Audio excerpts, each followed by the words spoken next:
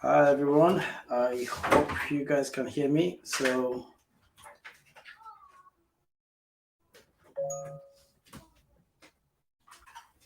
yeah, if you can hear me, can you put a comment in the chat so that I'm sure everyone's hearing me?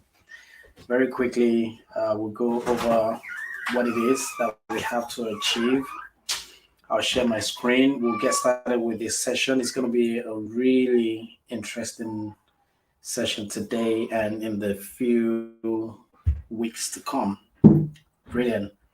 Now I'm using a particular mic, so I don't know if it's good enough. It's actually connected to my system somehow.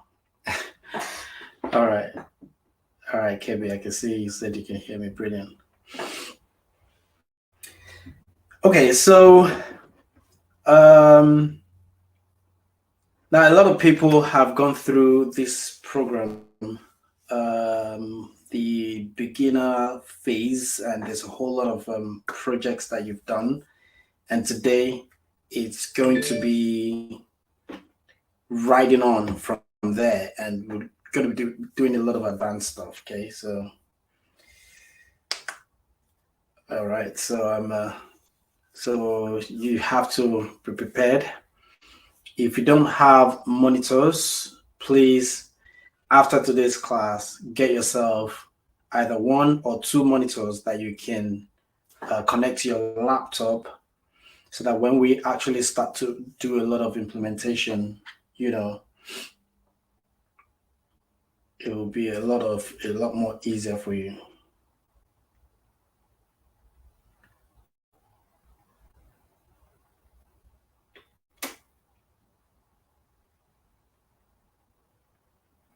Okay, apologies. All right, let's see. We have 24 of us here. Let's see. So someone is saying that it's not clear. Is that the same for everyone? I'm actually recording it and airing in HD. I want to believe that should be very clear to everyone.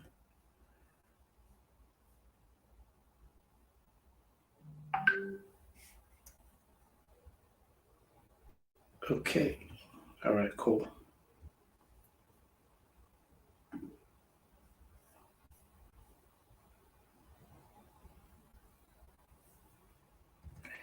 All right. So let's just wait maybe 5 more minutes while we wait for others to join. Okay. Okay. So I see a lot of people say it's blurry. Okay. Let me see. If it's blurry, I don't know. It might be your network, but I can assure you that after the recording, whatever video that gets produced afterwards, will be a lot clearer.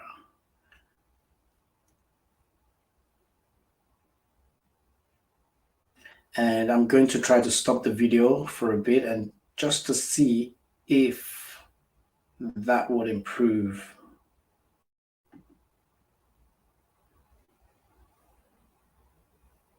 Right, okay. Let me share my screen. Maybe that would help.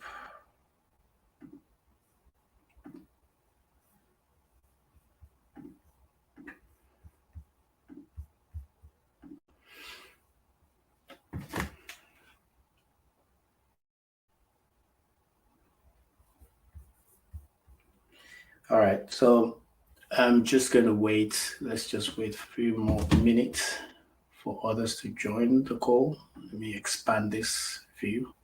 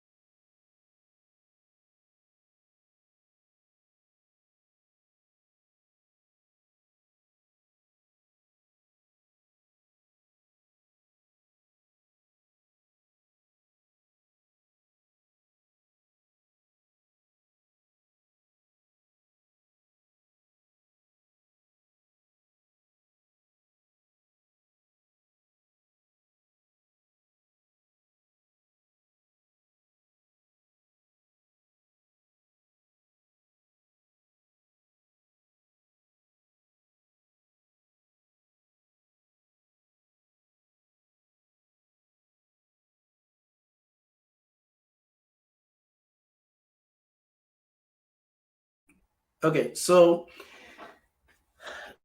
let me put on my camera again. So how does it feel now? I'm sharing my screen, so I think that's a little bit better. I put on my camera now as well. So does it feel much better? Let me see from the comment section. While I'm waiting for that, I'm just going to say for those who are actually our registered students, from next week, the class is going to happen on Teams. Okay, so you're going to get invitation um, to Teams. So we'll hold it on Teams so that it will be a lot more interactive. Today, don't expect too much of hands-on. Okay, we're going to get a lot of foundational knowledge out of the way first of all. Okay, so that once we do that, it becomes a lot better for us to go through hands-on. So that will happen from next week. You receive an invitation to join on Teams, and then we'll hold the session on Teams. But for those who are joining on YouTube and other places, they'll still be able to join us, but obviously they won't be able to interact. But that's fine. We're going to have series of lessons for the next 3 months. Okay, it may exceed that a little bit, but I'm going to walk you through the entire journey today so you know what to expect in the next couple of weeks to come. Okay, so I'm excited. I hope you are.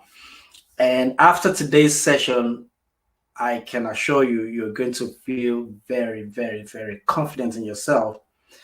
And you probably want to get onto an interview by next week. Okay, that was a joke.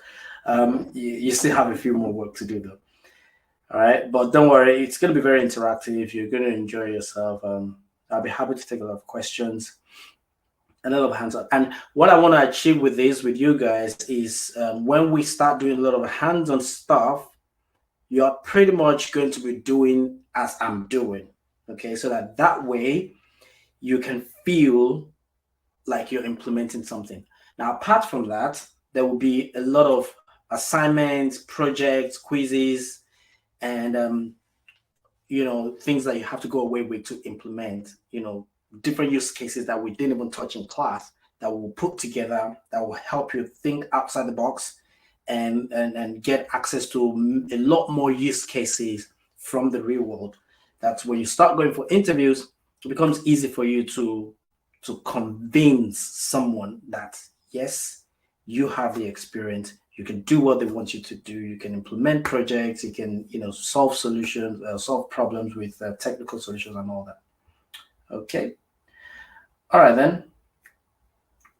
It's 8 minutes past the hour, so shall we crack on then?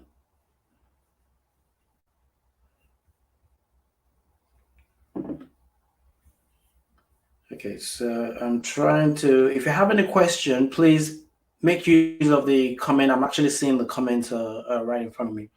I have a screen right there, so if I look that way, I'm not distracted. This is my camera right here, so I can use my screen there. I have another one right here. Okay, so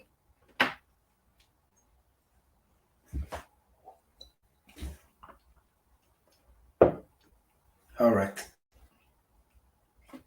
awesome. So what we're going to be talking about today is architecting DevOps on AWS. Okay, and what that means is for those who are familiar with Diary.io platform, you must have done projects from projects 1, 2, 3 all the way. And some of you guys have actually completed more than project 20, 25 and above, which is fantastic. A lot of you guys are probably in slightly above project 10, which is fine. But we usually say that the prerequisite to start this advanced class is to have completed project 15. And the reason for that is, first of all, for you to really get the best out of this series of training, you need to have Linux skills. You have to be confident on Linux. You have to be able to write shell script, do some level of automation. You must have had some knowledge around Ansible, a little bit of Docker, not a lot. Even if you don't have any Docker at all, it's fine. A little bit of Kubernetes as well. If you don't have any, that's also fine. The most important thing actually is Linux and some AWS knowledge as well. So if you have all that knowledge on the basic side of things, that's fine. But if you don't have any of that at all, then you will definitely struggle as we go along implementing projects and doing a lot of things. Okay. So first, I want to assume that you understand what DevOps is, even though we're going to talk about it today, but I want to assume that you know what it is. Okay. And we're going to connect your understanding of DevOps to business problems. Okay. And then we'll talk about how you can go about architecting solution in a particular cloud provider. So the same strategy that you are going to use to design a solution in AWS can actually be transferred to any cloud platform. So even though we're going to be focusing on AWS, you can pretty much use the same concept and transfer it to Azure, transfer it to GCP, Alibaba Cloud, Oracle Cloud, or any cloud technology for that matter. The only thing you have to watch out for is the keywords they use to name the services that they offer. So as you can see on the screen, we have landing zone there. Well, it's called landing zone in AWS. I think Azure calls it landing zone as well. Now, other things like VPC pairing, subnet, there's a whole lot of things that there's similarity in the terminologies they use, but there are many other things as well that they are named differently, but they do pretty much the same thing. For those of you that have been working with AWS for some time, S3 will be familiar to you, right? But on Azure, it's called blob storage. Now, what's the difference between AWS S3 and blob storage? Nothing. They're both object-based storage solution provided by these cloud platforms. So as you can see, your understanding of how to implement solution, the foundational skills that you need to have is the most important thing. By the time you do a crash course on Azure, just to understand the concept there, you can then begin to transfer the skill, and with a bit of practice here and there, you can claim to become a hybrid architect or DevOps person who has skills around AWS, Azure, and all that. Okay. So specifically, what we'll be talking about today is to learn about the strategies to architect DevOps on AWS. Now, bear in mind that there is a lot of options available to you to solve problems, whether it's on AWS or whether you're using some open source technology. So Amazon tries as much as possible to push their services on their customers. But the fact that they are available on AWS does not mean that you have to use everything available on AWS to solve your business problems.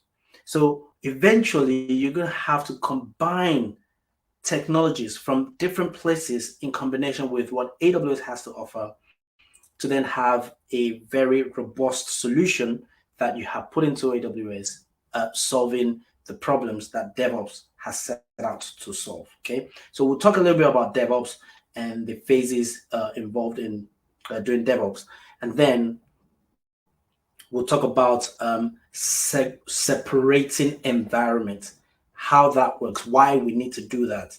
Okay, because that's where we're going to start from, right? So ultimately, you have multiple environments, okay, where you can deploy your solutions into, and we'll talk about the reasons why you need to do that and why that is important.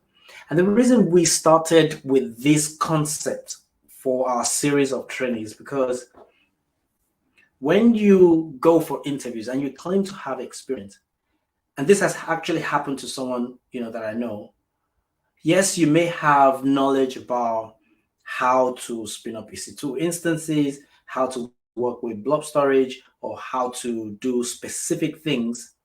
But there are certain questions that recruiters want to know, especially when you're claiming to have experience. So if they're talking about environment, if you've never worked in the real world, trust me, you hardly have any reason to want to simulate that. Okay. And so this is very important, especially for a project-based learning solution that we offer at Diary. We have to ensure that we're able to help you understand exactly what's going on in the real world, and then you can apply that to your practice, and that gives you more confidence to go into an interview and smash it. Okay, so I'll move on to my next slide. This is DevOps Advanced Masterclass.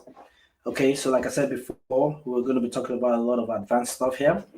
And one thing, I think I put it in one of my notes. Let me see if it's there. Okay, so I'll go back to the other slides now. Well, I want to quickly talk about this. As we go on in several weeks to come from today, whether intentionally or non-intentionally, I am going to be talking about technologies and keywords and jargons and things.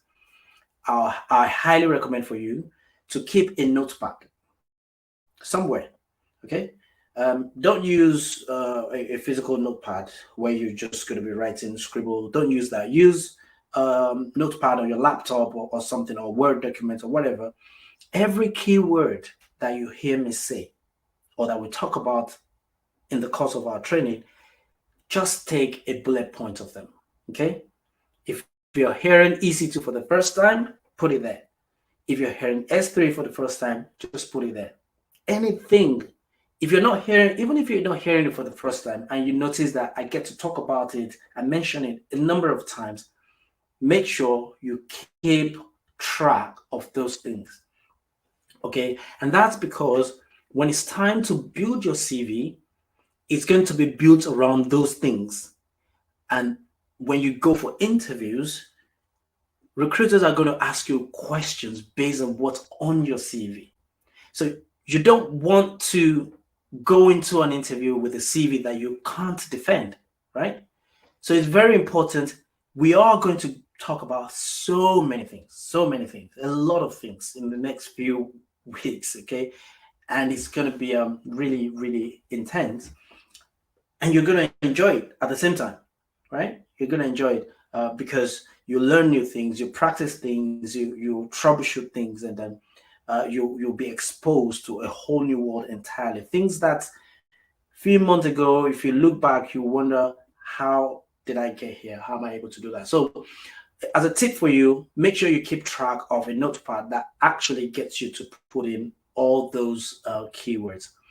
If you have signed up to our Get Hired add-on service, even better, because we'll use that to help you put your CV together. If you're not on that service, you're still going to have to put your CV together on your own, okay? But that's going to be a base for you that you can use to do that. All right, so let's go back. So what I want to do, first of all, is walk you through the entire curriculum and what to expect throughout the period. So the first thing here is what we're doing today. So we're going to talk about architecting DevOps on AWS and specifically focusing on the optimal environment separation strategy. So there are different strategies you can use to separate environments, what an environment is and all that. We'll talk about that, okay? But what I want you to really grab is how to make decisions about these available strategies, okay? Then the other thing is we will then begin to architect our tooling infrastructure. So we're going to have an infrastructure that is based off of business applications, and then we'll have some tooling as well. As you know, DevOps solves a particular problem, and those problems can be solved through the use of tools. And part of the architecture that we're going to be designing is to have a section of the infrastructure that focuses on tooling where we'll put all our tools. So we'll architect that layer of the infrastructure, okay? And multi-tech deployment, which means, having that tooling and then the other business environment. Okay, and then the CI/CD with virtualization, which is part of what we're going to be doing. So there's part 1 and 2. I'll actually put this the other way around. But as you can see, there's part 1 and part 2, because this is going to span across a period of time. It's not something we can finish in one class. So what we will do with that is going through the process of designing an architecture. Okay, so even though we're here talking about DevOps, the good thing is what this program is going to do for you is you can end up working as a solutions architect, a platform engineer, SRE, DevOps engineer, cloud engineer, and all that. So you're going to be well-rounded. And if you find yourself in the shoes of someone who has the architect solution, you have to know what it means to do that, okay? And how to think like an architect, and what you need to do to start architecting, drawing the diagrams and putting all those things together. So we're going to do that together in class, okay? And we'll bounce off ideas. You're going to ask questions. I'm going to respond. I'm going to ask questions as well. And we're all going to learn together, okay? Then what we'll then do after we've completed our design and architecture designing, we'll then move on to implementation. Okay, so first we'll implement our tooling, and within our tooling, we'll talk about the elk stack, we'll talk about Prometheus, Grafana. We'll do all of that on a virtualized AWS environment. So what that means is we're not talking about containerization or anything like that yet. Everything is going to be based on VMs, EC2 servers. And the reason for that is there is still a lot of companies out there that are not doing containerization. I know a lot of you guys that have been hearing a lot of things about Kubernetes and Docker and all that. You're eager to go into that. I'd say hang on to your hat. We're going to spend a lot of time in that, but you don't want to find yourself in a situation where a company hires you, they have an existing infrastructure on VM. Now they want to do migration to containerized cloud native containerization setup. And because you don't understand the problems from a VM based setup, it's hard for you to then go in and do such a migration project.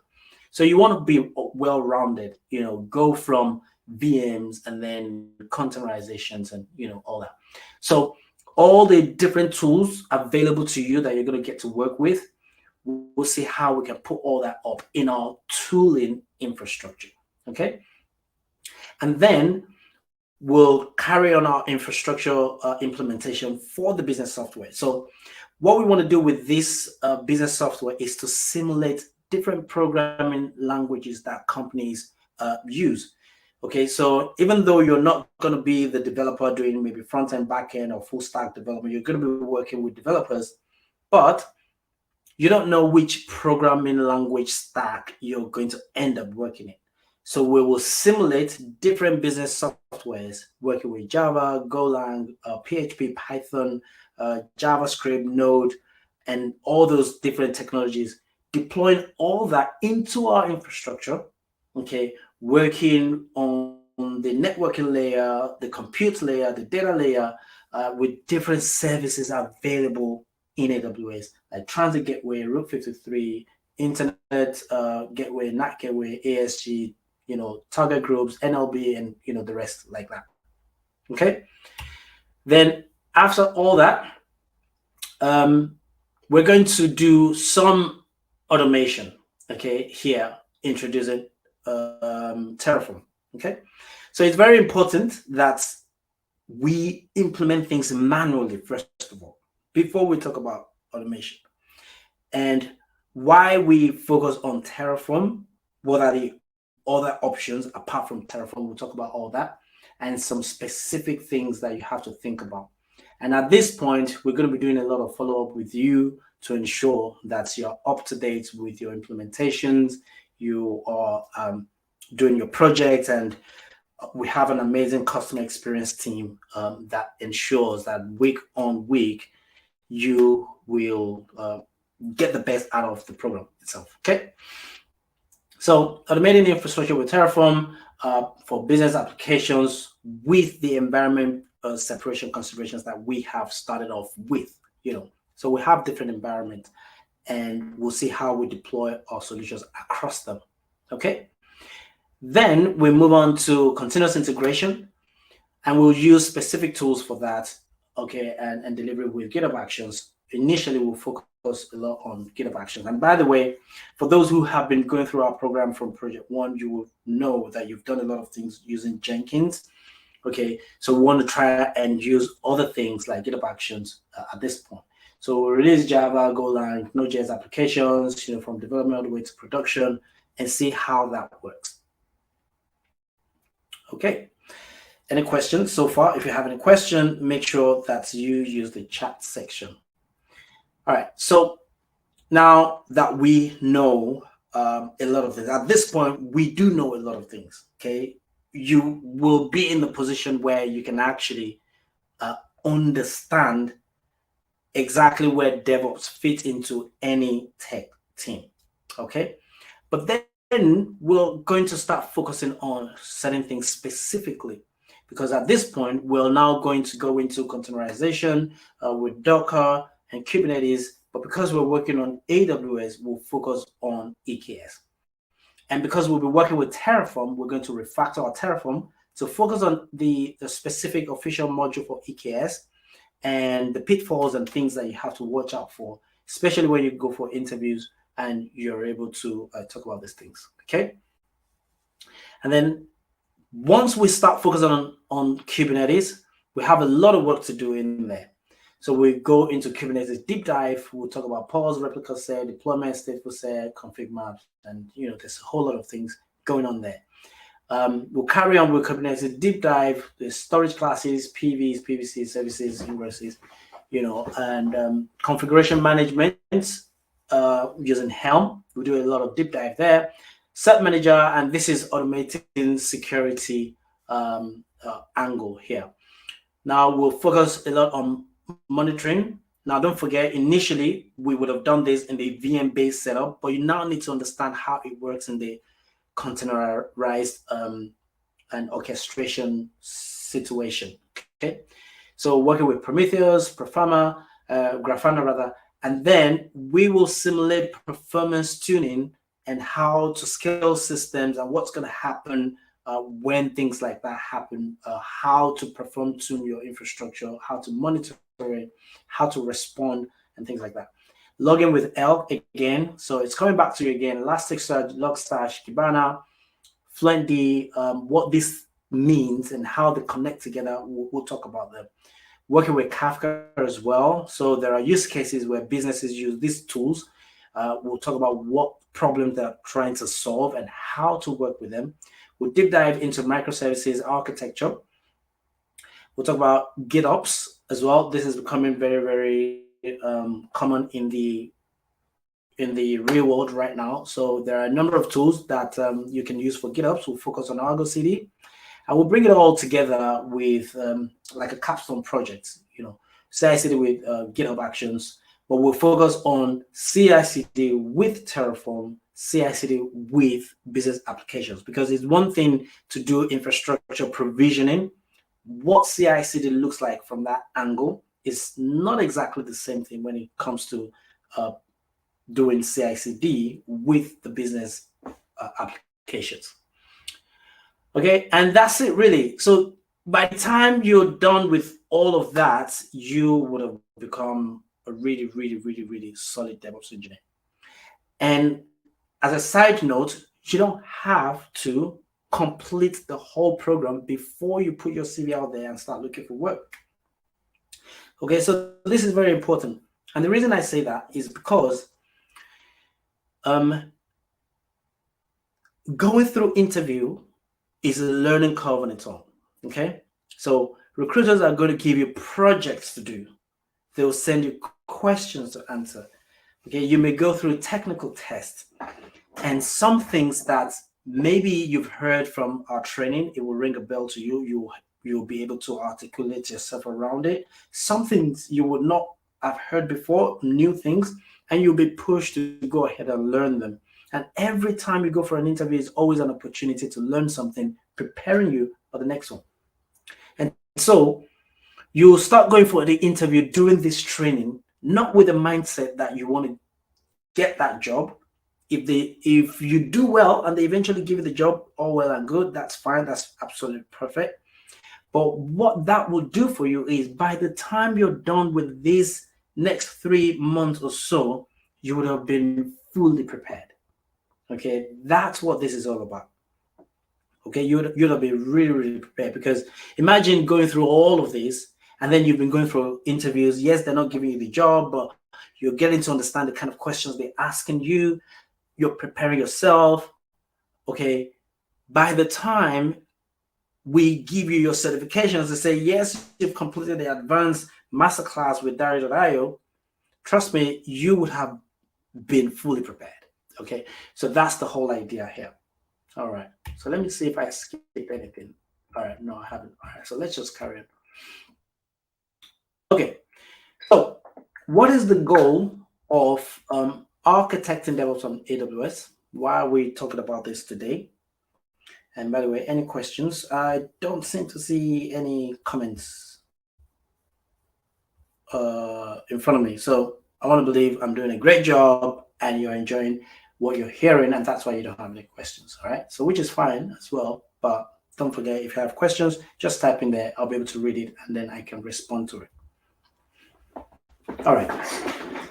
So the goal here is to create a well-structured and secure architecture that supports the DevOps practices of continuous integration, continuous delivery, and automation.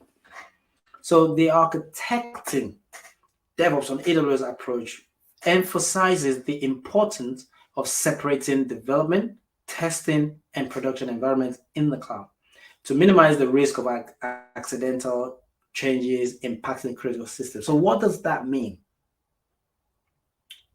Okay, I just wanted to quickly read this. So Banjo has said, we've been watching on YouTube since it's clearer. All right, brilliant. That's great to know. And Ademola is asking, can GitHub Actions be used to replace Jenkins? So we'll get into that in a moment, because there's a slide that actually addresses this question specifically, and you'll be able to answer that question yourself. And if you still feel like I need to talk about it, please remind me when we get to that slide, and then we can talk about it, okay? So what we're trying to say in what I read out just now is, you know, DevOps solves a problem. Companies or any organization that is into tech, what they're doing is writing code and creating software. So whether it's mobile apps, websites, or anything like that. And at the end of the day, it's down to being able to get people to use this software. But the question is, how quickly can our users access this software? How quickly? What do you think of putting up a business and people are waiting to use it, and then they have to wait for so long before they're able to use it? You know how frustrating that can be.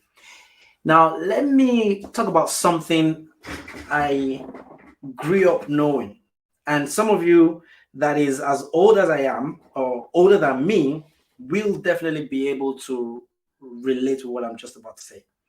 Back in the days, many years ago, okay, photography, you would have to take the picture and then you have to wait for some days or maybe weeks before the photographer can bring the pictures to your house and say, hey, here it is. And that's because it has to go through a process. They have to go and they will take the negatives, take that negative to some lab and then expand it, and then it becomes a photograph. Now, how did you feel? If you know this period, you would definitely record with me. How did you feel when you heard for the first time that there's something called wait and get? Okay, there was a time where it became possible to actually go and take a photography, and then they say, "Oh, which one do you want?" "Oh, wait and get." Right? Okay, cool. You take the picture, you wait. It's still gonna go through that process, but at least it's gonna take a few minutes, and then they'll come out and then they'll give it to you. That was such an amazing experience. And yeah, someone said black and white. Exactly. You know, it was such an amazing experience, and that sort of gives you an idea to the kind of problem that DevOps is solving. The ability to have a wait and get solution. Okay, you have a product that is available to your customers, and then let's assume your customers are asking for a new feature, but then they have to wait for months before they get it. What do you think will happen if your competitor makes that product available the next day? Obviously, businesses are going to lose money because they'll be losing customers, right? So DevOps comes with this philosophy and principles and ideas that we can actually become more agile. We can make small increments, little iteration to ensure that our customers are able to get things in a much faster, speedy manner, but also ensuring that it is reliable and, of course, secure, right?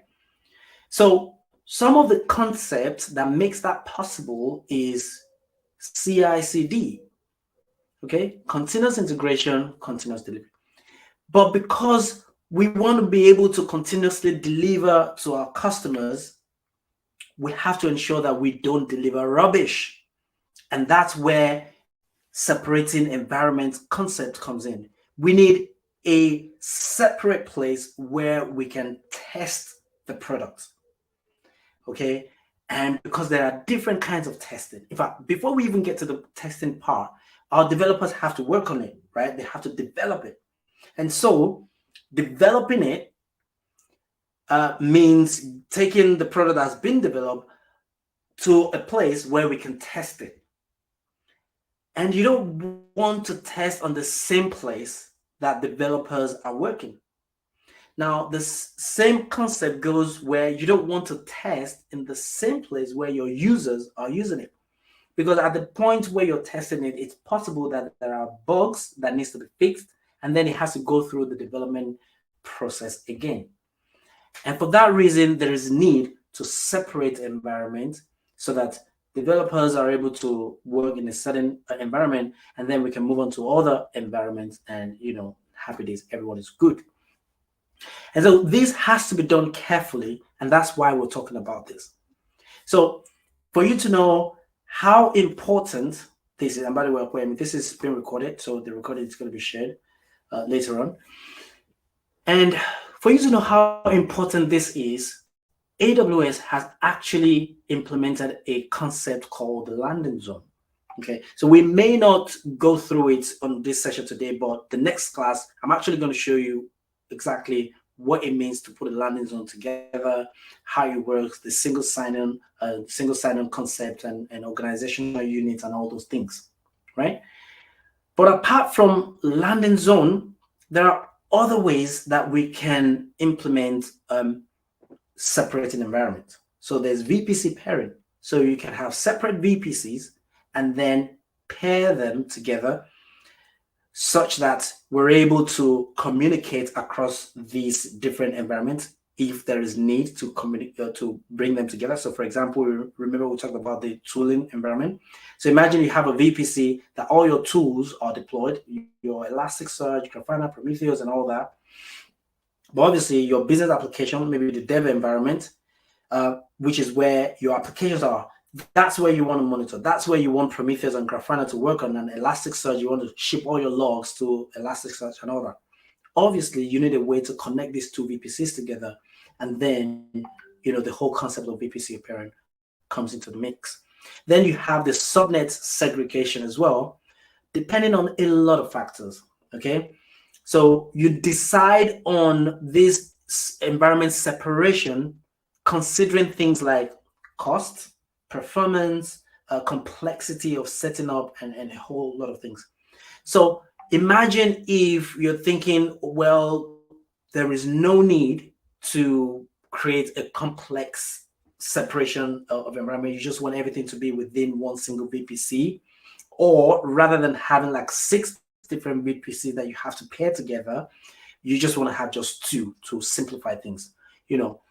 Then you can think also about subnet segregation, whereby you can carve out certain subnets for certain environments. So within one VPC, you can even have multiple environments. You can have your dev, testing, and production, and pre-prod, and all that within the same VPC, separating them by subnets.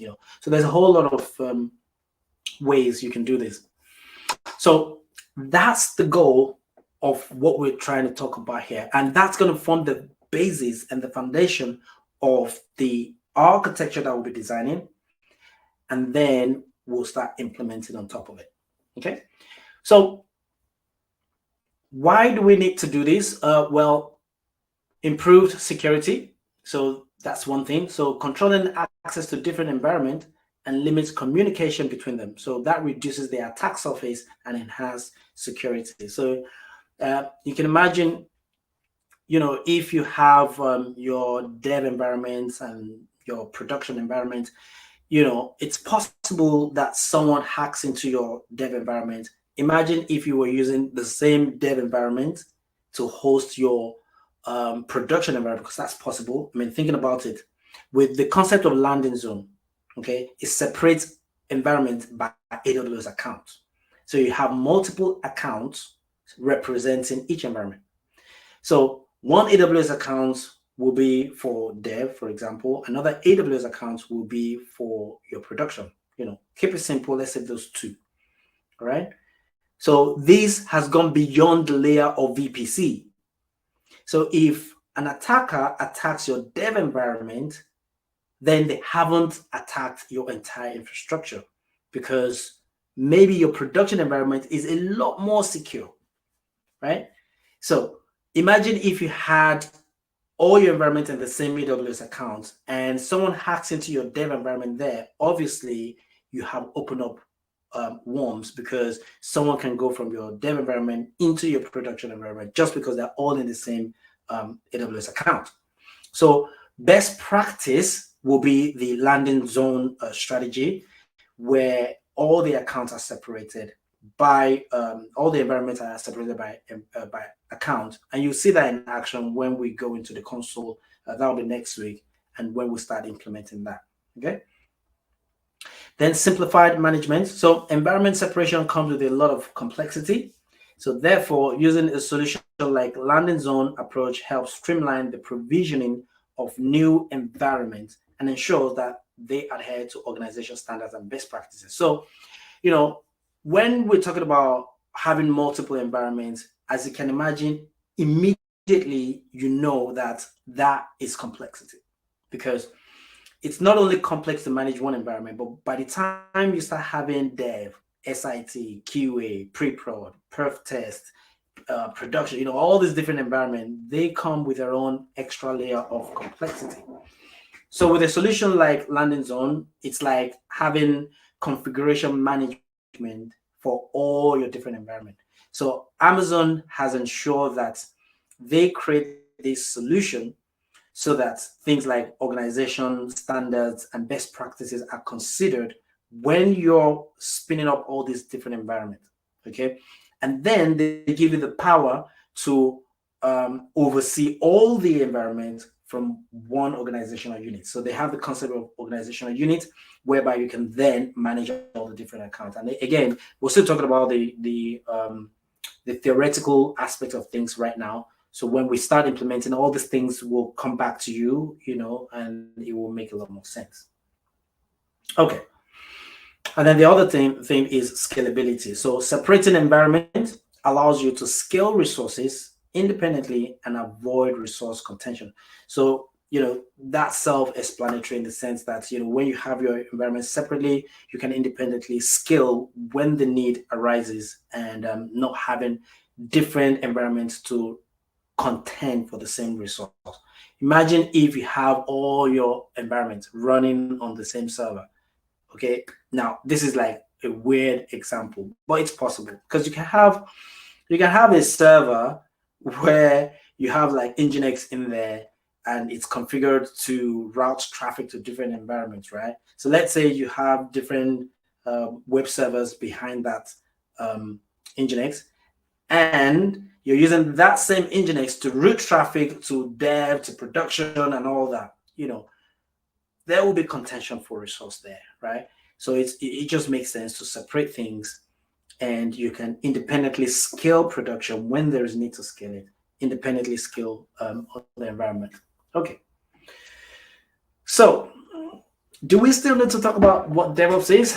Because you guys are not completely new to DevOps, right? You've been doing DevOps for some time now. So this is not beginner class. Okay, let me just quickly read and see if there's any question. All right, no questions. It's John, who is one of our amazing guys at Tayo, who is just helping us to define what GitHub action is. Okay, right. Okay, so someone said we should talk about DevOps from my perspective. To be honest, we'll talk about it, but the most important thing here is actually not my perspective, okay? It is understanding the problem that DevOps is here to solve. I think that's the first place you need to understand it, because when you understand the problems that existed before DevOps was introduced, then you get to appreciate it a lot more, okay? So the problem that existed is what I explained earlier on, which is, first of all, the delay when it comes to releasing software. Okay, it used to take a long time, and also because the people, the actors involved in delivering technological products, they work in silos. Okay, you have the development teams and you have the operations teams. And development teams, they're always focused on just doing their own thing, which is write code all day long. Okay, so whether you're a full stack developer or backend or front end, all you love to do is just write code. Take the business problem and dissect it and just break it down into a technology solution and make that available, which is fantastic. But just the code in itself is not what the users need. I mean, if I want to use a product like Tayo, I want to go on Tayo website, obviously there is some code running behind Tayo. But as a consumer of that service, if you hand over the code to me, it makes no sense. I can't use it. The code is sitting somewhere on GitHub or GitLab. So if you hand that over to me, it doesn't do anything. So that code needs to run on some server and connected in some way to eventually make it possible to view and access from a browser. So there is another set of people in charge in doing that, and that's the operations guys. So when we talk about operations, we're talking about the database administrators, the network administrators, the server administrators, the people who are handling incidents, monitoring the infrastructure, making sure that when customers have problems, they respond to it, they fix problems, the entire operation that make it work. So because these two set of people work independently, there's always gap in communication. And so when it's time to release the feature, obviously the developers, they are close to the business in the sense that, a business analyst takes the requirement from the business and then speaks to the developers, and then they go ahead and do the coding and they make it available, right? But if you know how programming works, you know that to start, whether it's Java or whatever program you're writing, you do like import at the top. So you import some libraries. And these libraries are work that other people have done. Now, you don't have access to the kind of code that they've written, the quality, how the code someone has done, like a developer A. And because you're using multiple libraries, okay, another developer B, you're bringing these two libraries together in your code. You don't know how they work together, how they respond together, whether it's going to create some bug or whatever. Okay. Now, when you take that code and you take it to the operations guys and they deploy it onto servers, it's possible that that code just breaks something. It could break the network. It could make the server to begin to hog memory. It could make the server to suddenly spike the CPU and crash the whole system. So when developers send their code to operations, most of the time they push back and say, look, we don't trust what you're bringing. We don't know anything about what you've gone ahead to do, right? So we need you to go back and do some more tests. Okay, do you know what? We're going to give you an environment. Go and do more tests there. Come back and tell us the results of your test. And so it creates, the development team could decide, oh, we're going to escalate this. We need to be able to deliver this fast. The business needs to do this fast. And then operations guys are saying, hey, no, we're not doing that. Okay, I don't want to wake up in the middle of the night because your code has broken the system. All right. And for that reason, there's always back and forth. And then the change management team in the organization, they step in and they say, okay, you know what? We're going to sit for a meeting and we're going to decide on the boxes that you have to tick to then say go or no go. Okay, so if you work in the real world, this is a terminology: go, no go decision. So whether we want to go live with this product or we don't want to go live with it, just because we tested and we found out that there are some bugs or whatever. Okay, you see, this process takes a very long time. From the point a business decides we need this feature or customers are requesting for a particular feature, it can take weeks or in some cases months. Imagine a business is preparing for December. It's an e-commerce website. They know that December time is when sales go up, okay, or Easter time or Salah time or whatever it is that people do a lot of shopping. Now, we need to have a process where we can give discounts and coupons and all that. All these are functionalities that has to go on the website. So to have that and have it timely by December, we have to start planning probably from August. That's how it used to be back in the days. So with DevOps, it comes with certain practices and cultural philosophies that basically combine software development and the operations teams together so that they can improve collaboration. And what do you think happens when these two teams are able to collaborate and communicate right from the time development work starts? What it will bring is operations guys will trust the product a lot more because they're involved in some way in the development and the building of the code and the testing of the code and releasing and deploying and all of that. They're involved in it. So DevOps is not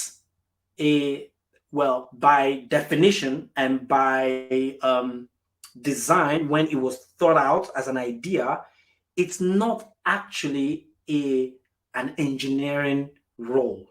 Even though today we say DevOps engineer, is actually a way of achieving something. It's just a set of practices that make something happen. That's all it is. And what is that thing that we want to make happen? Facilitates collaboration and communication so that we can have efficiency in the delivery of software. Okay, so when we talk about efficiency, we're talking about the fact that it has to be fast. So we want to be able to release software fast. We want to be able to make sure that that software is reliable. And we also want to make sure that it is secure and usable. You know, all the good things that we've talked about, we want to make sure that happens. Okay, so collaboration, communication basically helps to do that. But being able to release fast and reliably and all of that means that apart from communication and collaboration, we need to embrace automation. And that's where things become, technical, because we need automation tools to ensure that we need something. Oh yes, we can run a script that makes it happen. Okay, so yes, developers have built the code, but the infrastructure that it needs to happen, how quickly can we bring up an infrastructure? Well, cloud makes it possible for us to have an infrastructure, because back in the days, companies will have their own data center where they have their physical servers and network devices, connecting everything together. But now, with a click of a button, you can go into AWS and you can have a server, right? But even with that, if you're not careful, it's still going to take some time, because you have to carefully plan the infrastructure, go in, click, click, click to create servers and networks and security and all that. So part of the automation that DevOps recommends is where we now have to start using tools to enable us to do things faster and quickly and all that. Okay, so we're going to talk about some of the well, not even some, the practices that we're talking about, the phases that DevOps go through. And that's where we're going to start talking about tools specifically. And that is the part where I talked about, answering the question that someone asked earlier on about GitHub Actions and Jenkins. So that's what we're going to be talking about next, which is the importance of connecting business requirements into technical delivery of the end-to-end of DevOps, which we've talked about, and highlighting the tools that we will use along the way. That's what we want to do at this point. So if you look at the logo of DevOps, let me go to Google and just do DevOps logo. So we should have a few things come up, images, and let's just take a nice one that looks very nice. Not a lot of color, but as you can see, the logo of DevOps actually has a few things just going in a loop. And what this means is that everything we do is repetitive, and in small increment. Okay. Back then, there's a project management approach to releasing software called waterfall, which meant that the whole business requirement is gathered and developers swing into action and until they complete the development of the product before it gets released to the users. DevOps doesn't like that approach. And that's why DevOps and Agile work together, because Agile is of the opinion that to deliver software, we need to start small and incrementally release the features to the customers so that we can get feedback quickly. And that's the feedback loop we're talking about. So we get feedback quickly, and then we carry on releasing new features as we go along. Yes, initially our product is not going to be mature, and customers are going to complain about one bug or error or the other from time to time, but we're taking all that feedback and we're going back and we're planning, we're coding, we're building, we're testing, we're releasing, we're deploying, we're operating, monitoring, and then we go back to planning the next feature and coding, and we continue in this loop until our product becomes very mature. And for those of you that have been with Direct.ai for a very long time, this is pretty much what we have done. When we launched, we didn't have the website that we have today. Okay, we started with a very, very basic website, which was just a one-pager.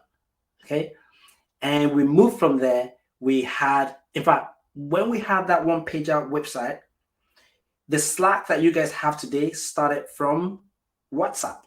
So we had a WhatsApp group that had a bunch of people learning DevOps there. And all the projects that you're implementing today started from spreadsheet. So we had all the projects in Word documents, and then linked to those Word documents were put in spreadsheet. And we share that in WhatsApp. So that was like our initial release of Direct.ai. It was just one very basic page that had my picture on it. Okay, and then we moved on. We started taking feedback. Some of the projects had typographical errors and things like that, and we iterate over that. Okay, and then we started with WordPress. We had a WordPress site. Okay, we put some plugins in there. We keep on practicing Agile and DevOps, planning and going through that cycle. And, today, this is the Diary website. It looks a lot better, right? This was not where we started. Okay. And if you log into the site now, you can see how things are going. And that exactly is what DevOps is all about. And that's the practice that a lot of organizations are taking. That's the approach companies are taking. And it makes a lot more sense because that way we're able to then hear our customers quickly. It makes us close to the customers, right? We are able to then, the feedback loop is very, very short. And that's very important. Now, imagine that we waited until we had this, okay? We waited, which would probably take maybe 2 years. First of all, we wouldn't have the number of students we have today learning on our platform. Secondly, we wouldn't have affected lives. We have a lot of people that have gone ahead working as DevOps engineers. We wouldn't have had that. Yes, in the course of the journey, we have people complaining about things here and there, but we respond to them as they occur. We didn't have a customer experience team before. We didn't have technical support. Well, I was the only technical support before, but hardly would you even see me involved in the whole technical support thing. And that's because now we're iterating and we're moving, we're taking feedback, and things are growing. And that's exactly what DevOps is all about. Okay, so what I want us to do now is we're going to talk about each of these phases and how that relates to the tools that you're going to be learning and working on. So the first one here is the planning. Let me see if I can bring back that slideshow again. I'm so bad. Okay, from current. All right. So plan. So when it comes to planning our products, there are tools available. And what I want to highlight here is you don't have to learn all the tools available. The fact that this tool does what it says it does not mean you have to just jump and go ahead and start learning it, right? So when it comes to planning, there's a product called Jira. It's able to help us plan while, remember, collaboration and communication, while we're able to collaborate and communicate. So we create tickets, developers take the ticket, they read the objectives and the acceptance criteria. And, as they develop, we're communicating. The DevOps team have access to the Jira tickets. The same thing happens with Azure DevOps. And by the way, Azure DevOps is actually a tool. So when you see Azure DevOps, don't think of DevOps specifically. Okay, it could have been named anything else. So Microsoft is very, very smart when it comes to naming their product. They purposely named it Azure DevOps because, first of all, when you search online, anything DevOps, it just comes up. And I think that was a very strategic business decision to do that.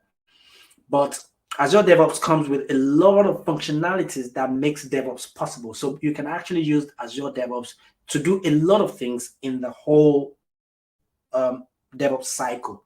So it's able to do the whole planning.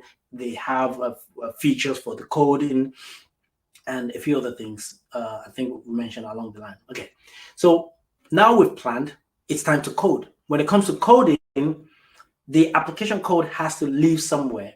And that's where things like Git comes in, okay?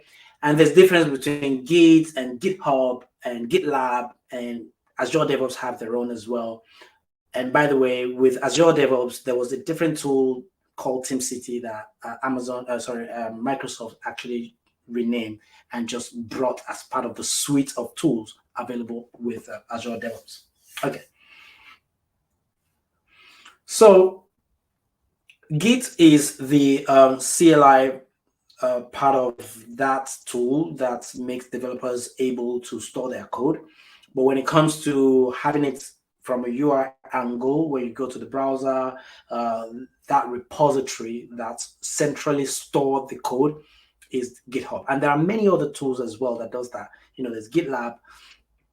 there's a lot of them. Can't remember top of my head, but you can join an organization that is not using GitHub, but they're using something like GitLab. Okay. Now, these tools, the skills are transferable. So if you know GitHub and that's what's on your CV, if a company is using GitLab, they won't say because of that, they can't hire you, because this is pretty much doing the exact same thing. It's solving this exact same problem at this phase of DevOps. Thank you, Ademola. Bitbucket is another one. Okay, so there's a lot of them, and if you just focus on one, you're good to go. Now, the build phase. Okay, the build phase. So this is specific to programming language. So when it comes to building, we're talking about the programming language that the company has decided to use to solve their business problem. So whether they are writing their code in Java, so there are what is called the build tools specific for Java. So an example is Maven, Gradle, and there's many others. There's Ant, can't remember a few other ones, but there's quite a few for Java, okay? But the most common ones are the Maven and Gradle, and I think Maven is even a lot more common compared to Gradle, okay? So in the course of our program, we're actually going to touch on this, specifically on Maven, so that you have that experience there. Now we have JavaScript. So for example, our product is based on JavaScript, okay? Our website was built with JavaScript. And when it comes to building it, there's a build tool for JavaScript, and the options are npm yarn. So as you can see, these are things that as you go along, you have to experience them. Not as a developer, but at least you understand how to take the developer code and then build it, because it's part of the DevOps phase, okay? And now, during the build phase, there are other considerations here, which is not specifically related to the business application, because always remember, okay, DevOps is to solve a business problem, right? But in the course of solving that, there are other things that we have to consider that makes the fast release of software possible, even though it's not directly related to the software in question. And that's the infrastructure as code we're talking about here. Okay, so you've decided you're going to use the cloud to host your application, but how quickly are we able to spin up a cloud infrastructure? Because it's part of what will help us achieve our goal, because we're practicing DevOps. So at the build phase, we can consider Terraform here, because it helps us to provision an infrastructure, you know, and you can pretty much think about it from a build perspective. Because when we're talking about, you know, different tools, I just had to put this here, even though it's not specifically related to the business application, but you should still think about it because we're building an infrastructure, right? So you can use Terraform there. Now we go to part of the code, the diagram. And by the way, if you like, you can go to your phone, if you're joining from your phone or from your laptop, just go open up a browser, put up that DevOps logo so that you can follow along as we're going. So we've gone through planning, coding, building, and then the testing. So because there are different types of testing that needs to happen, and that's why we're going to have multiple environments, right? So even though you have your development environment, you can have different environments dedicated to testing. You can have a QA environment, which is where your QA analysts are going to go and do some test, whether they're going to be functional or non-functional testing. They're going to go ahead and do some testing there, right? And there are different tools that enable the different type of testing. So there is unit testing, there's code quality testing, there's performance testing, API testing, and for all these different types of testing, you need certain technologies to help you do that. And that's why you have, you know, for Java, for example, just like we have Maven for the build phase, we have a tool called JUnit to do unit testing for Java applications. I wrote Python here. Apologies. This is actually supposed to be Python. So if it's like a machine learning program or data science program or team that you're working with, there are testing tools as well. So as a DevOps engineer, you're going to be involved in writing automation to do CI/CD, and part of the CI/CD is the testing phase. So you have to understand which tool you're going to deploy to implement testing at that point. And then remember, DevOps is about releasing code fast and high quality. And that's why we have all this testing. And that's why there's another layer or type of testing called the code quality testing, which there are specific tools that focuses on things like that. It does quality checking on the code to make sure that, developers have written unit testing, because it's possible for you to write your code and not write any unit testing at all.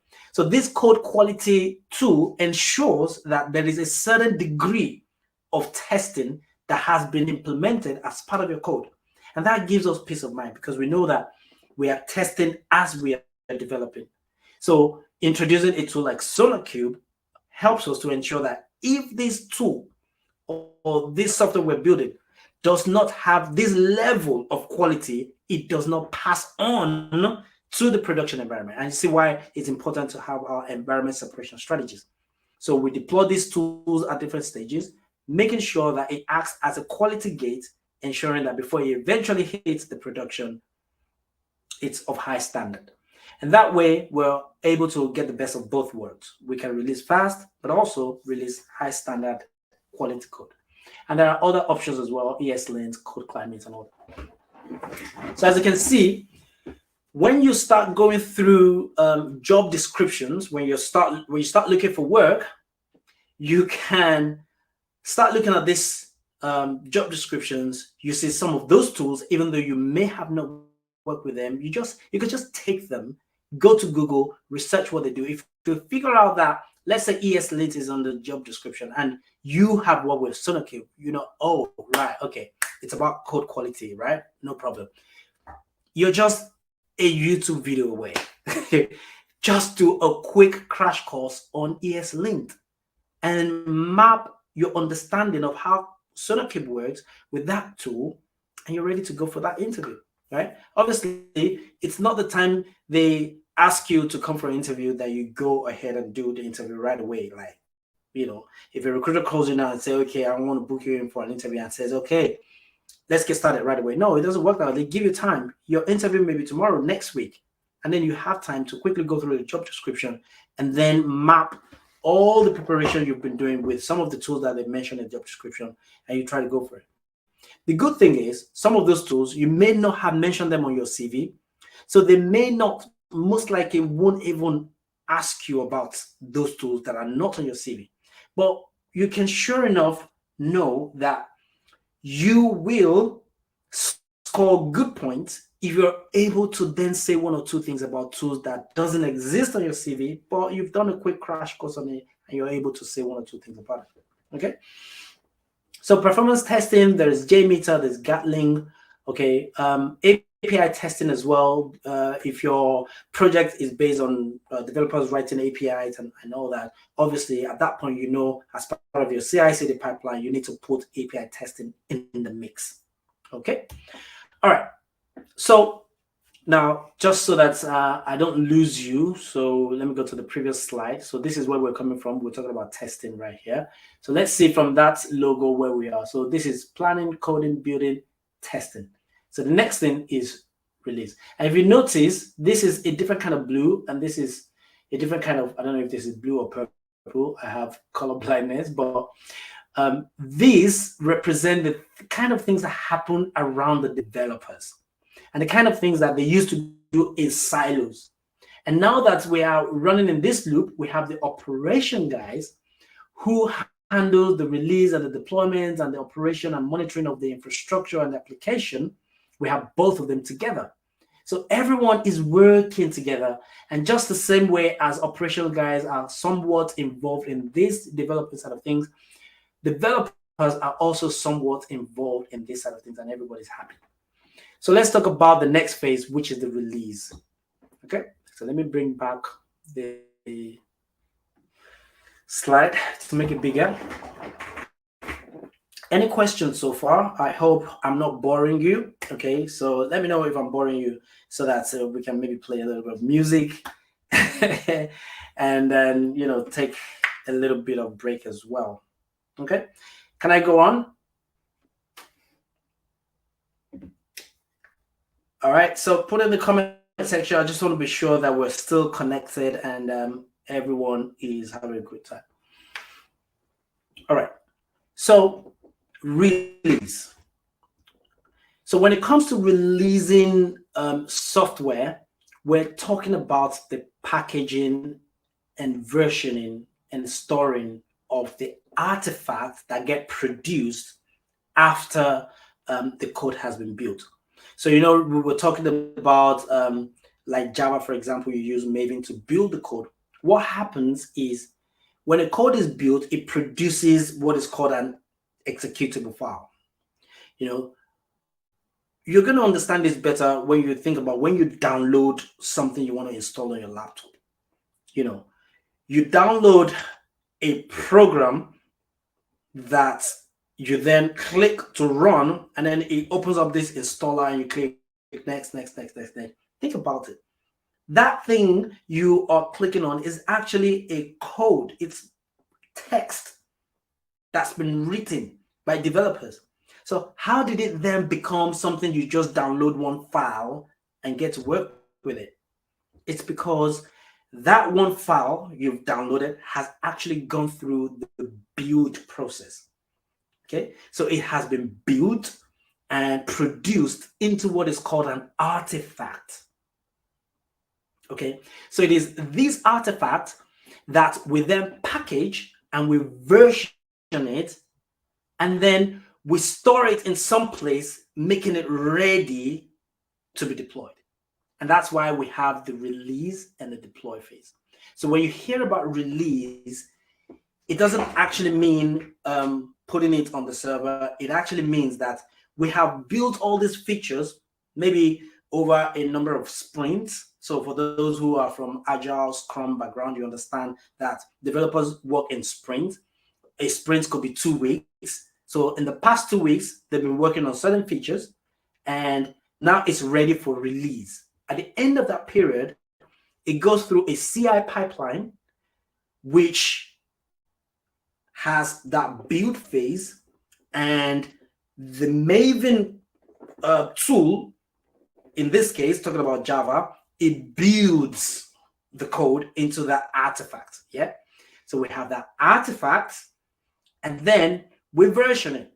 So now we have release version 1.0.0. We have release version 2.1.0. We have release, and we're going to do a lot of work around release management, how releasing and versioning works, what is a major release, what is a minor release, what is a patch release. We're going to go into all of that in detail.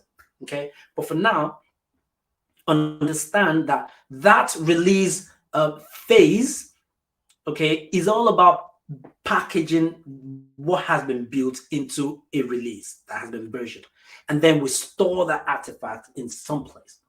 So at this point, what are we talking about? Now, there's a tool called Nexus. It's a repository where that artifact can be stored. There's another one called Artifactory. They pretty much do the same thing. So if you've had experience working with Artifactory, which a lot of you guys have, because Artifactory is part of the things that you would have done in your project, okay, that means you're working with a tool that enables the release part of DevOps. Okay. Now, for those who have worked with Docker as well, you build the Docker image. Remember, you run your Docker build.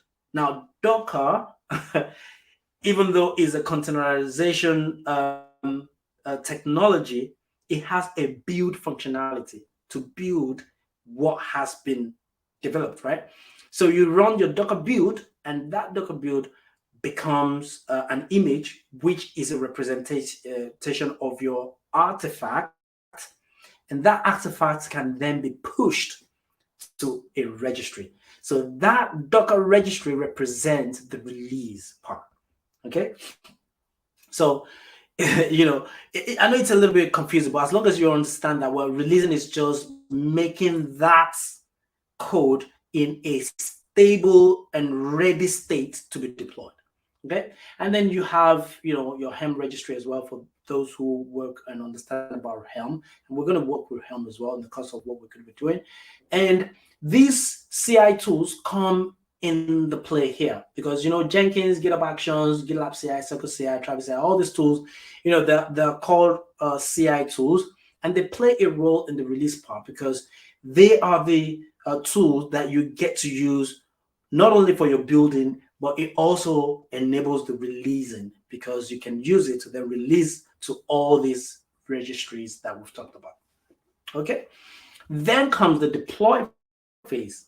Okay, so we have the deploy phase where it is the process of taking the code or artifact. So now we have the artifact that have been successfully released. So you see the relationship now, and moving them to their intended target environment.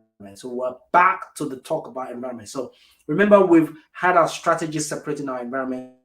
So we have our dev, we have our testing, QA, whatever environment, all the way to production. And now we have our artifact that's been released. We need to deploy it somewhere. So we still use our CI tool, still comes here, you know. So don't forget, Jenkins does quite a bit of things. So you can still use Jenkins to deploy, not only to release. Okay, same thing goes with GitHub Actions and all those tools. But one thing here is we can use Ansible to also do the deployment because Ansible is a configuration management tool that when it gets to that server, okay, Ansible has the ability to take the code from the artifacts and then deploy it onto that server. Okay, so even though Jenkins can trigger your Ansible job, well, Ansible does the part where it then makes that artifact available on the target environment. And because Ansible has a nice way of targeting specific environments, so you can target your development environment, you can target your CI environment, you can target, you know, whatever environment that you have, and then ultimately it becomes deployed. Okay, so let's go back to our logo again. So we have released and deployed. And let's assume that we are, where is it? Okay. So now let's assume that we have deployed to production environment, which is where our users are going to consume the application. What happens is we have to then operate. Okay. Yes, Anthony, the slides will be shared with you after the class. So we're able to then operate what has been deployed on the server. Okay. So what do we mean by operating it? Well, remember, for those who have had experience with Dario, you know, when you go to our site, and we've had a situation from time to time where our website just goes crazy and things go all over the place, right? Somebody has to be informed, right? And then you raise, maybe you send an email or you raise, it depends. So for example, you can send an email and our system has been configured to automatically create what is called a ticket, right? So this ticket becomes an incident. And then there has to be part of the operations team that would act on that incident. And so there are tools that you can use at this point, which is incident, you know, change, problem tracking. There's a tool called PagerDuty. There is a tool called ServiceNow that you can use for things like this. Even Jira has, you know, an incident management functionality. Azure DevOps has it. GitLab has that. And as you can see, some of those tools, they repeat at different stages of DevOps pipeline. And that's because they keep creating features that enables, you know, for these things to happen, and they can sort of respond to all the different phases from planning to coding to building and all that. So once we start operating, then we have to monitor our systems. So monitoring the systems comes in different forms. You can monitor the infrastructure. So obviously your application is running on servers, you're using network devices. Okay, I was reading Victor's comment on there. He's making a reference to PagerDuty. So for those who has worked with PagerDuty, yes, I can agree with you. It will call you until you respond to that incident. So if there's an incident, you immediately get a phone call on your phone. That's PagerDuty at work telling you you have to respond to this incident. And then until you act on it, it will keep calling you, making sure that it's been resolved. And once it's resolved, so that's whole operation in action.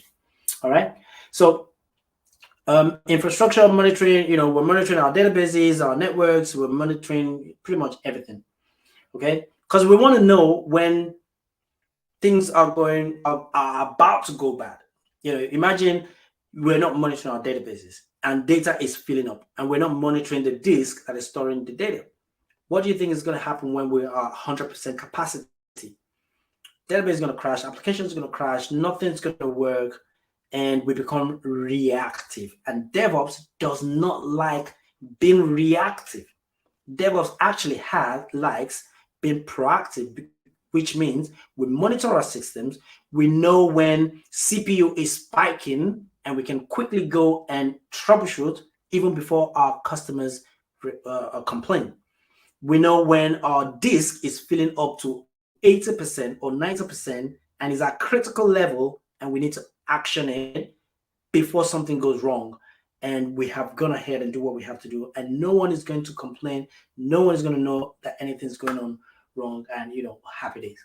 So there are tools that allows this to happen, and also not just infrastructure monitoring, application monitoring as well. We want to monitor how people are interacting with our applications. We want to know if our login page is working fine. It's possible for us to have issues with, for example, this is our direct.io website, right? And if I go to, notice what's going to happen to the URL if I click on login. It goes to the app.direct.io. So imagine we have a lot of errors happening on this page. And because we're monitoring this page, we know that our login, okay, actually, let me go to the maybe sign up page. You can see there's a /sign up. If we're monitoring these and we have a lot of alerts coming up, we know people are struggling to sign up, even though there is no problem on the main website, the homepage. Does that make sense? So at the end of the day, it's about making sure that we're able to monitor our applications. We're monitoring what's going on with the network. Thank you very much, Victor. Saying we can also use SolarWinds to monitor our network. Absolutely. So we're monitoring our networks. We're monitoring our applications. We're seeing what's going on inside. There's Nagios, there's Datadog. There's quite a lot of options out there. Now the question is, do I have to learn Grafana, Prometheus, Nagios, Datadog, everything? No, you don't have to learn everything, right? It's not even possible for you to learn everything, So you learn a few, and then you can pass on the knowledge to whatever tool that your company is using. And yes, Cloud Boy UK says, does AWS CloudWatch fall into this category? Absolutely, yes. So AWS comes with their own monitoring solutions as well. So there's CloudWatch, okay? There's CloudTrail that also monitors all the API calls happening in your AWS infrastructure, okay? New Relics is another one, that is able to do application monitoring, and I think it also does infrastructure monitoring as well, monitoring all your servers. Now, still on monitoring, even though at this point we're talking about log aggregation, and here, the first thing here talks about Elasticsearch, Kibana, Logstash. Elk is also able to do application monitoring at this point. So yes, it does log aggregation, but also it has functionalities that can do, monitoring at this level. So this is where companies make the kind of decisions to say, okay, if we are buying license to use Elk, we might as well use it for both log aggregation and infrastructure with application monitoring. And sometimes you find companies combining monitoring solutions together. Okay, a typical example is, yes, you're using AWS and you're using AWS CloudWatch, but you won't have a centralized place that everyone in the organization literally goes for to monitor things. So what you can then do, you can implement integration between CloudWatch and Elasticsearch, whereby you don't have to go into CloudWatch. All the CloudWatch metrics and logs and everything just goes into Elasticsearch. And you go into Elasticsearch, Kibana, and pretty much just see what you have to see right there, okay? There's another tool called Loki by Grafana. So if you're using Grafana for your infrastructure monitoring, you might as well also use it for log aggregation. And what do we mean by log aggregation? Well, it means all your servers, your network devices, your applications, there is logs that is being generated. Okay, as people are logging into your website, if there are failure attempts, imagine someone is trying to hack into our system and they're trying different passwords. And maybe they've written a program that tries 1,000 passwords in 1 second. 1,000 password trials per second. Obviously, that has the potential to bring our system down, right? So all the attempts get logged into our system, and if we have solid monitoring in place, we can track all these kind of anomalies.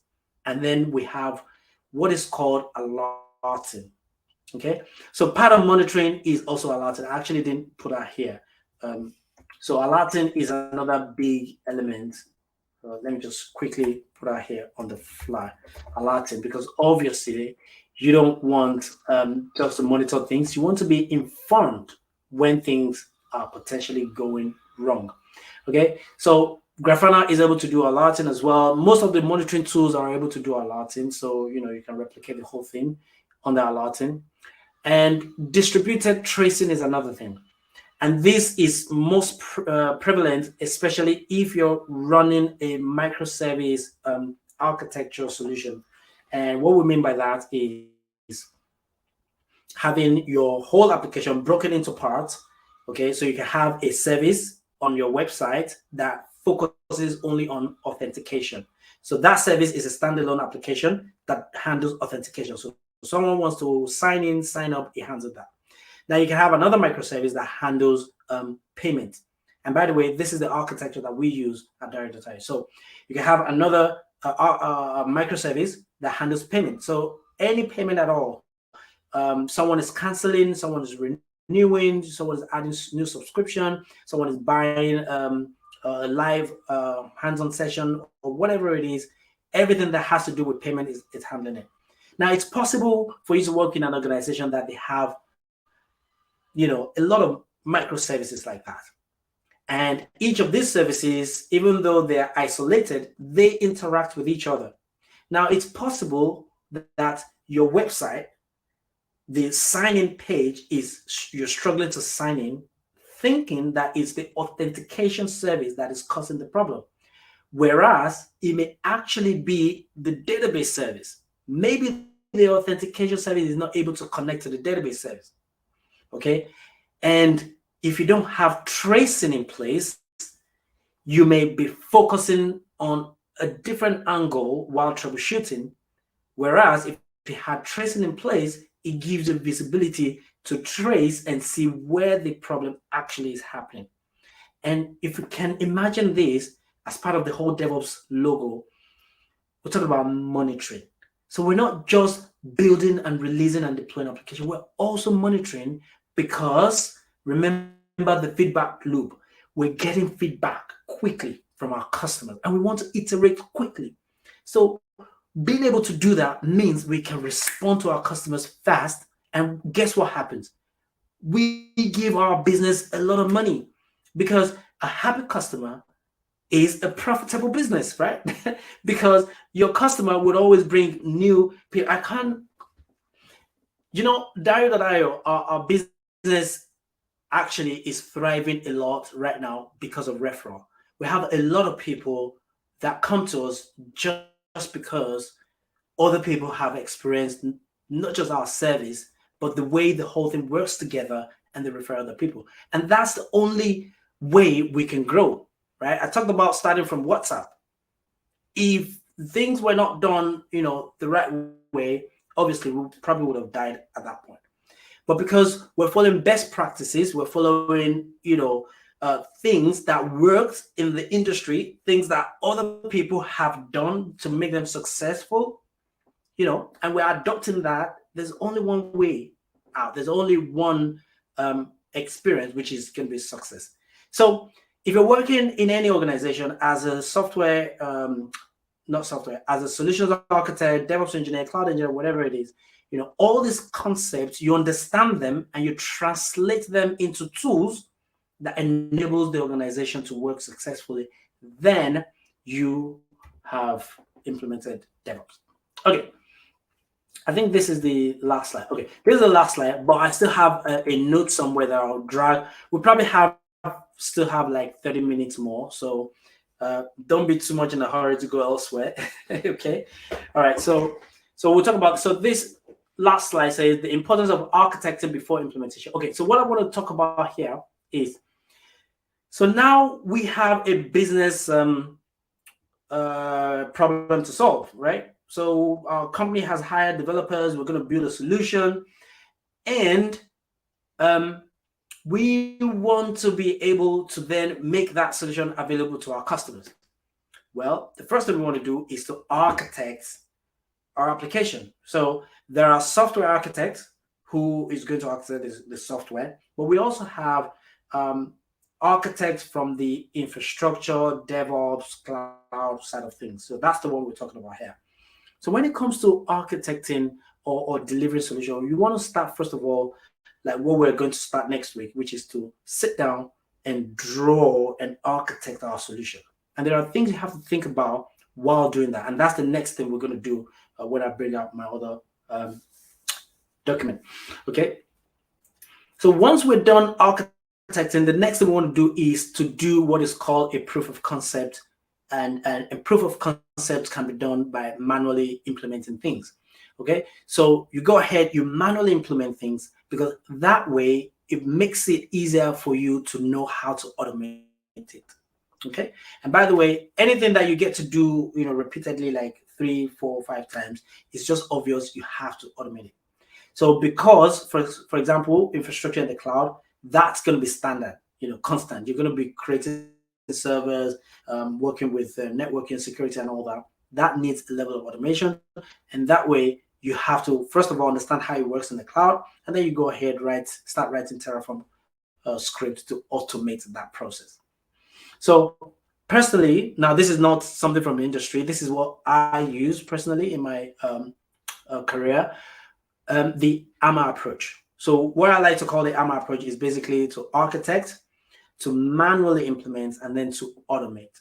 So once you remember that, anything you want to do, especially if you're doing it for the first time, think about it from an architectural perspective.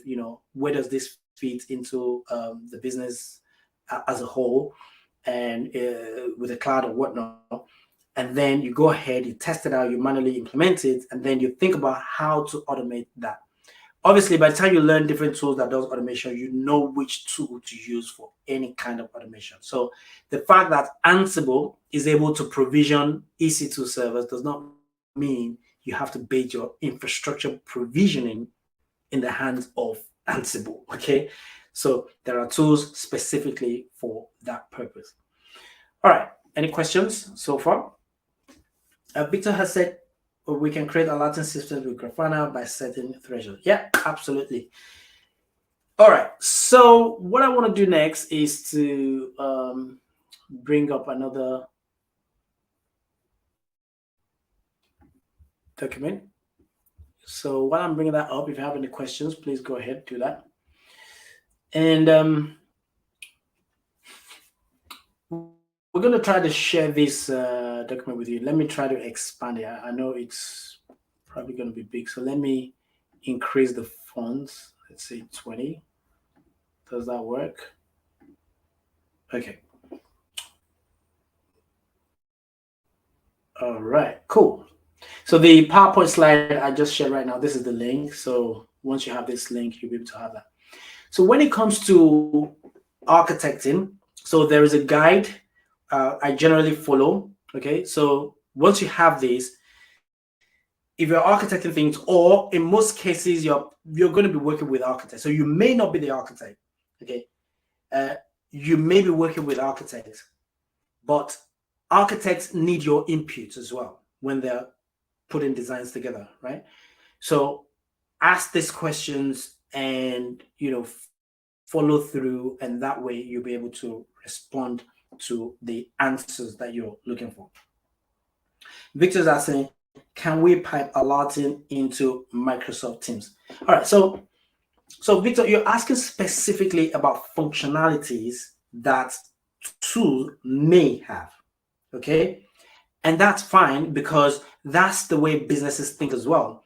So if you can help businesses to think, it makes sense. So if your team or your business is trying to have that functionality to say, okay, we want to be able to send alerts to Microsoft Teams.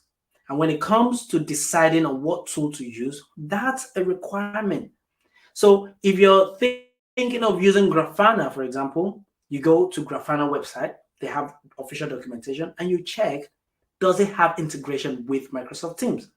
If it does, there's documentation on how to do it, and then you can implement it. All right. Now, majority of them do have integration with Teams, but what I've seen mostly is integration with Slack. Okay.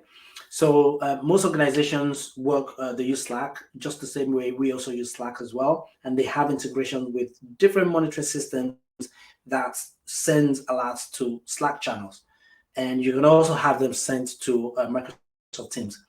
Personally, because we also use Teams internally, we also use Slack, I don't find notifications to Teams very effective, just because of the way Teams has designed their platform, because the place the notification goes to is not the same place that your chat goes to. You have to click on a different link to go to the groups or the channels where you can see the notification.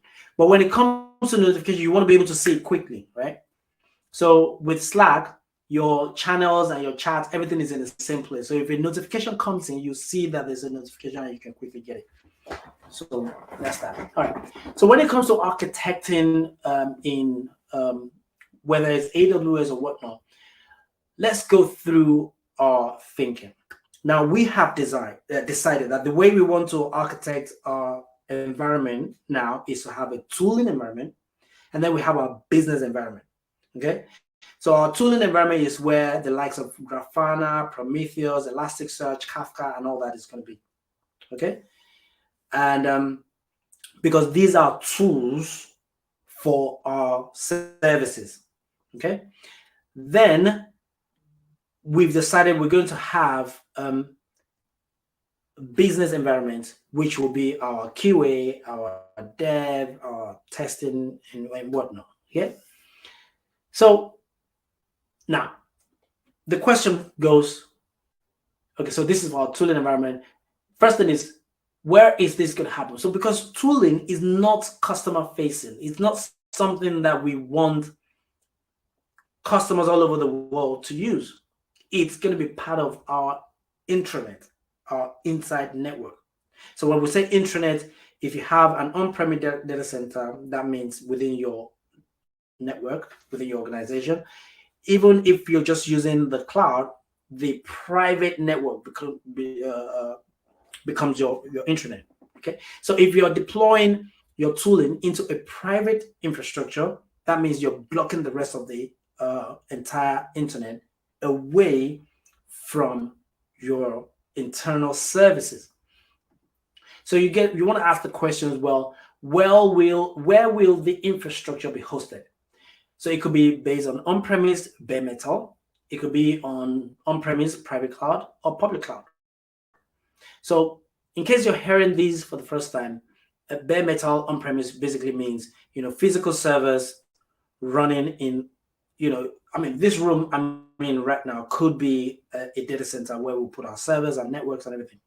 Okay, and we can have like maybe 10 servers on there, and if we install software directly on those servers, it means we're using bare metal to service the application basically. But it's also possible that we have like 10 servers in this little data center, but also those 10 servers can have virtualization on them such that each server can give us another 10 servers, right? So that means our 10 servers can give us like 100 servers. Okay. So basically, what we're saying in essence is whether it's going to be on bare metal or whether it's going to be in the private cloud. So private cloud, again, is your data center, but each of the servers having virtualization to have multiple servers on top of them. Or you're going to use a public cloud offering like Amazon or Azure or GCP. You have to answer that question first, because this is going to be part of the way you're going to design and draw your architecture. It's possible that you're even going to combine.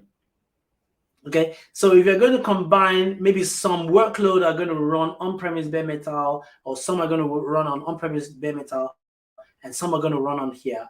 That means you want to practice like a hybrid model, and your architecture will have to show that.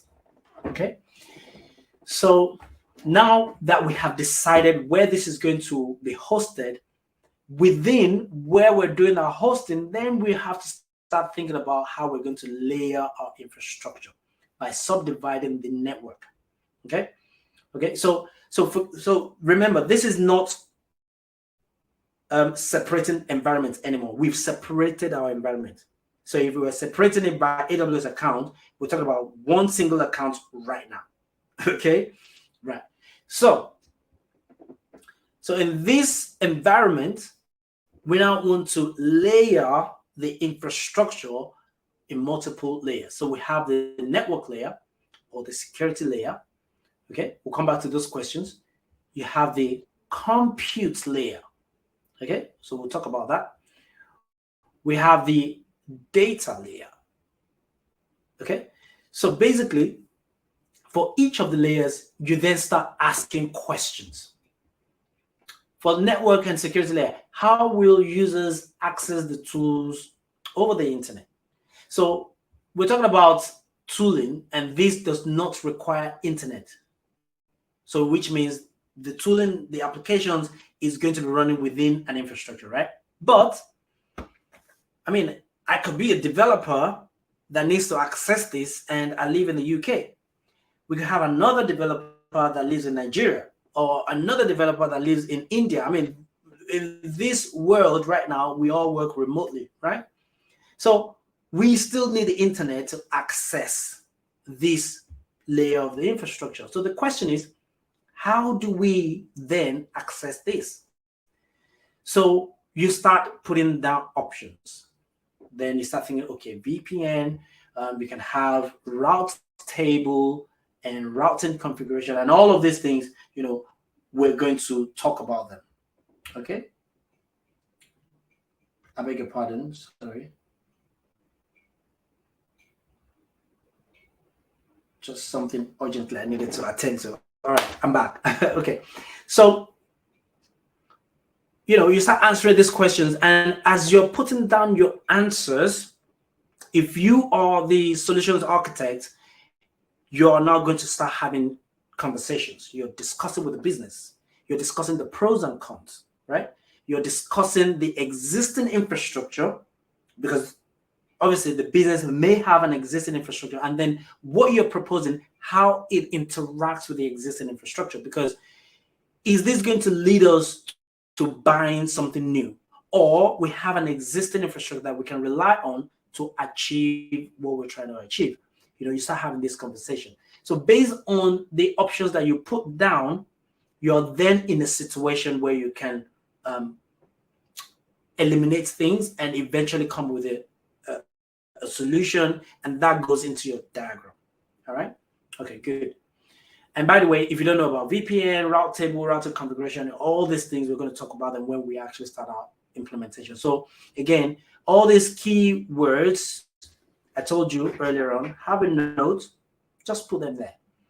Put them there for two purposes, because we're going to use it to build a CV, and also you're going to use it as your touch points to go back and look at things that you don't have clarity of understanding.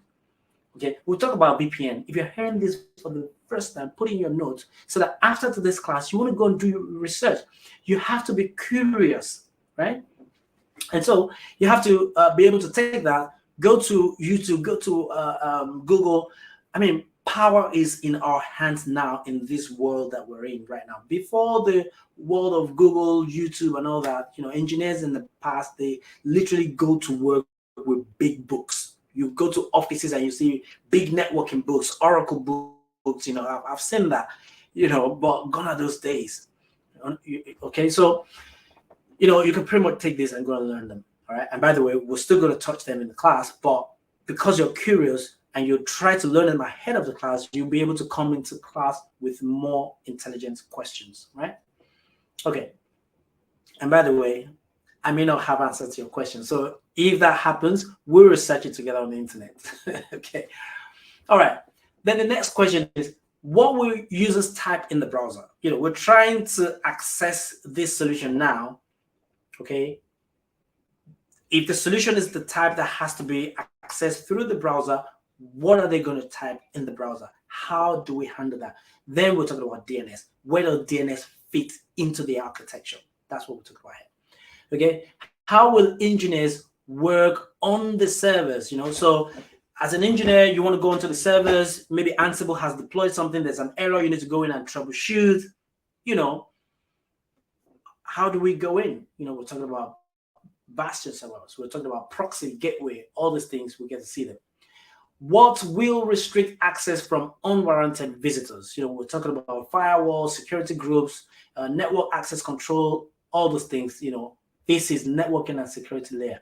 Now, the question could be more than this, but this can get you started, right? You start asking these questions. Now, the next thing, compute layer.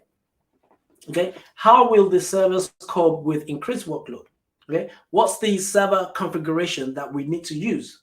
Okay, all these things, you start putting down the answers. We'll talk about load balancers, we'll talk about instance type, capacity planning, all those things, scaling. We're talking about, auto scaling. There's so many things. I'll find time to update this document. So this document is going to be live. We'll share it. Actually, I might be able to share this. Copy link. So let me just put it in this chat. So if you're able to receive this, it will become helpful to you. Okay. So as you have it, actually, let me just ensure that no one. Okay, so that no one just inadvertently just go ahead and edits the file, so that I can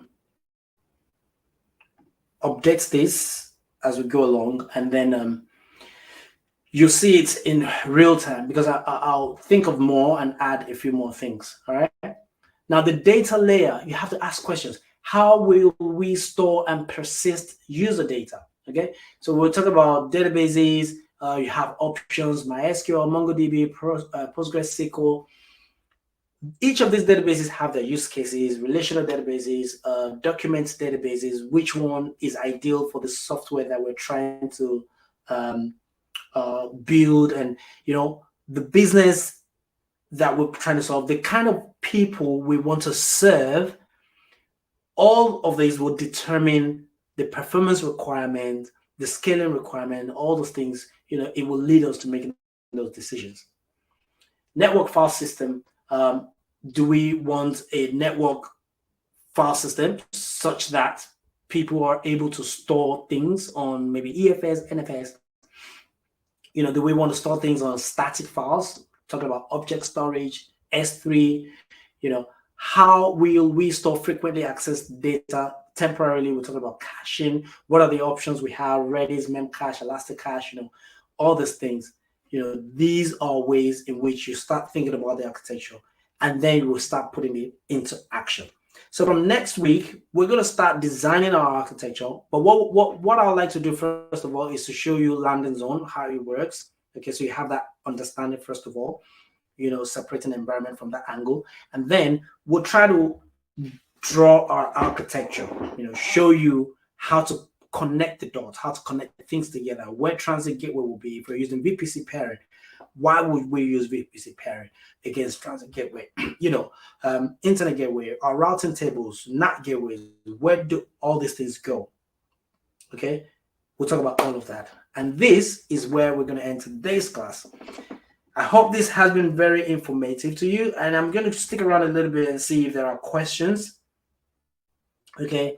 I know this has been very theoretical focus, and that's fine because we need to have this solid foundation before we go ahead and start implementing things. So you know the reason why you're implementing things. You know the reason why you're doing things. You know, you're not just going onto Linux servers and getting things done. Why are you doing it? Why are you creating Jenkins job to do something? What's the end goal? And that's the purpose of this call, so that we have that proper understanding, and then you can appreciate why you're doing things. And hopefully you understand the reason why companies want to hire you. Okay. Thank you very much for your time on this session. If there are no questions, and I'll see you next week, Friday.